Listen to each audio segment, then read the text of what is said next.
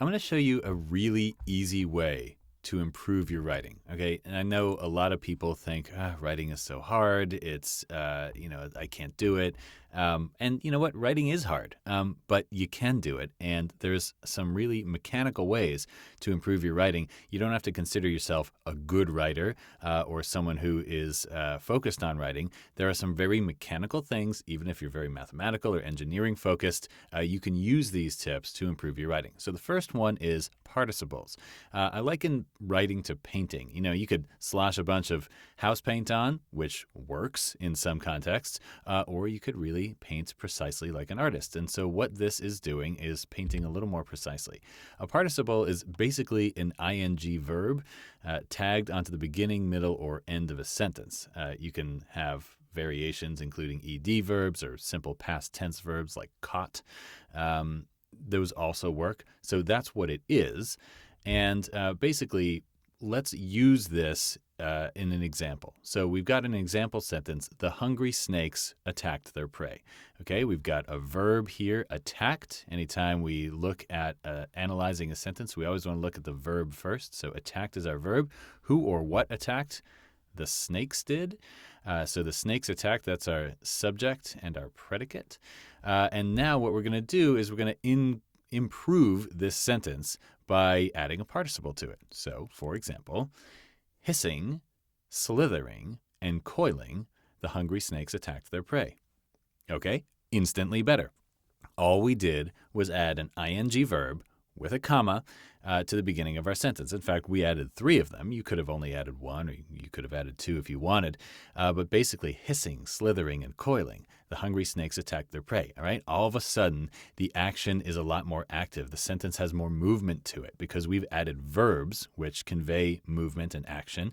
And it was just as easy as putting an ing verb and a comma at the beginning of the sentence. Pretty cool. Okay. The other thing you can do is you can also add participial phrases to the sentence in the same way. You can add them to the beginning, to the middle, or the end. Essentially, a participial phrase is a participle with any modifiers that complete the image. So let me give you an example.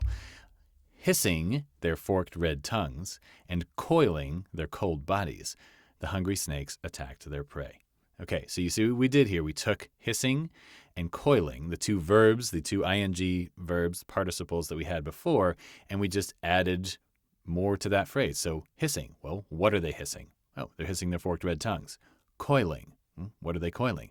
They're coiling their bodies. Oh, maybe they're coiling their cold bodies because they're cold-blooded. Okay, so now in doing that, we've taken a really plain sentence, the hungry snakes attacked their prey, which is a fine sentence, and we made it a lot more active. Hissing their forked red tongues and coiling their cold bodies, the hungry snakes attacked their prey. That sounds like something you might read in a book, and we did that ourselves, and it was really easy to do so. So one thing that I did want to point out is that single participles create rapid movement. So like hissing, slithering, and coiling, it moves from one to the next very quickly. Expanded phrases, hissing their forked red tongues and coiling their cold bodies, adds details at a slower but equally intense pace. So if you're trying to do like a slow buildup of intensity, you probably want a participial phrase. If you want a nice rapid fire action, you're going to use single participles. Okay, these are both examples from the beginning of the sentence, but you can also use participles in the middle or at the end of a sentence. So I'll give you some more examples. Here, if we look at this passage from The Old Man and the Sea, and we look at it and try to find the main verb and the main subject of the sentence. So you can pause the video and do that, but basically here I'm just going to show you washed is the main verb, and who or what washed? He washed. So our main sentence here, and conveniently it's not in bold, he washed his hand in the ocean. That's it. And then we added more things like and held it there for more than a minute. But we've added participles to this. So we added a participial phrase at the beginning.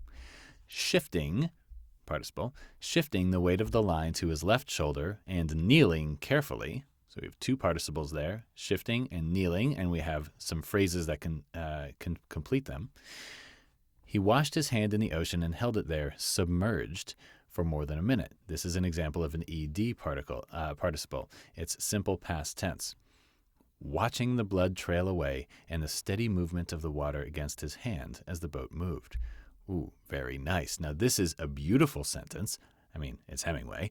And all we've done is we have our very basic sentence. He washed his hand in the ocean. Okay? Now we'll just expand that sentence. He washed his hand in the ocean and held it there for more than a minute.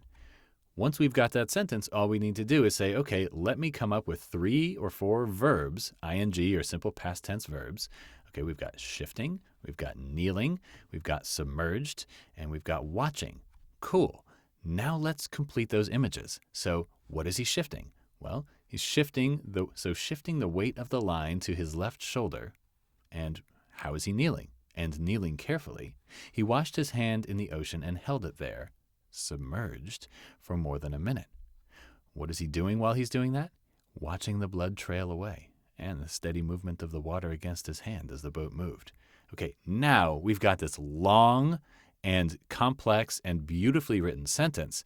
And all we did was we took a really basic sentence that you could have written in 4th grade, he washed his hand in the ocean, and we've expanded it with these details. And again, very mechanical, okay? Shifting, submerged, kneeling, watching. These are words that you know. None of these words are fancy vocabulary words, SAT words. None of these are things that are beyond the average English speaker. But it's the method by which you place them that creates this dramatic effect. So let's see if you can pick out a couple of examples. So, flying through the air on the wings of a dream, the Olympic long jumper thrust the weight of his whole body forward. Can you spot the participle? That's right, it's flying. And the participial phrase would be flying through the air on the wings of a dream. And if we boil the sentence down to its very basic, most basic, it would be the Olympic long jumper thrust. Okay, second example. Where is the basic sentence, and can you spot the participle or participles if there are multiple? So you would be correct if you said the main sentence would be Melody froze, and also a beam of light swung. Now, the participles are dripping with sweat, hoping with all her might that they wouldn't hear the noise, and searching. So we've got 3 participles, dripping, hoping, searching, and you've got participial phrases on the first 2, dripping with sweat, hoping with all her might that they wouldn't hear the noise, and then the really nice thing, I think the last one is a really nice way to end the sentence. A beam of light swung out of the darkness, searching. That adds this nice, dark, suspenseful action to this sentence, because you could just say a beam of light swung out of the darkness. That's a great sentence.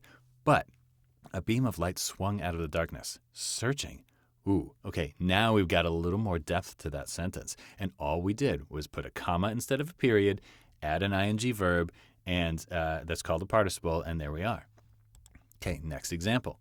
The clown, appearing bright and cheerful, smiled and did his act with unusual certainty for someone who had just lost his puppy.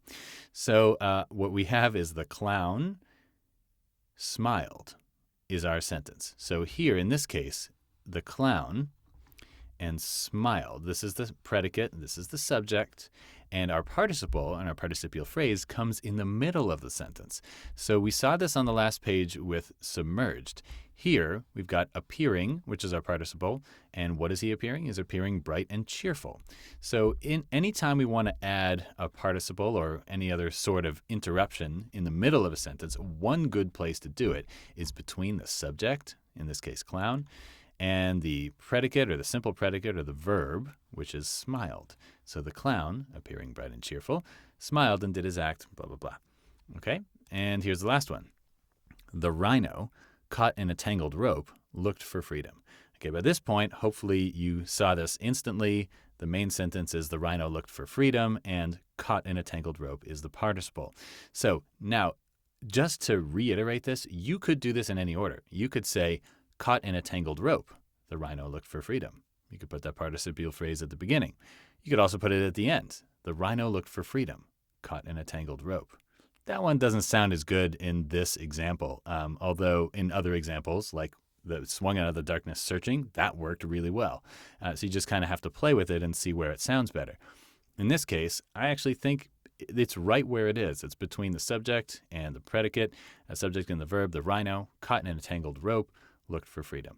So this is a really simple way to make your writing a whole lot better. All you have to do is, again, think of the main sentence. Where is it? Where is your subject and verb? And then add an ing verb with a comma, either at the beginning of the sentence, at the end of the sentence, or between the subject and the verb. And then ask yourself some questions about that verb. What is the clown appearing? Where is the rhino caught? Where is the Olympic jumper flying? Things like that. What is the beam of light doing as it's swinging? And then you can complete the phrases and make a participial phrase.